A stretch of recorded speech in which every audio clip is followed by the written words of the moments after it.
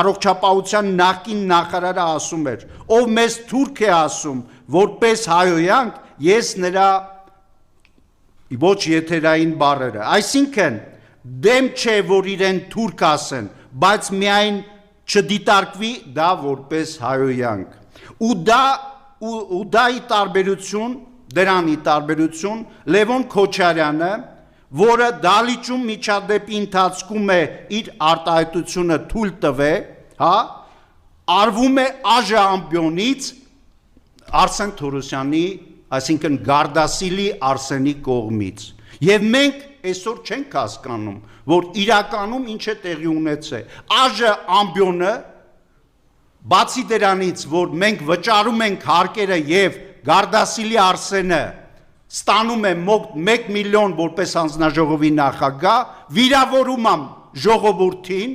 բացի դրանից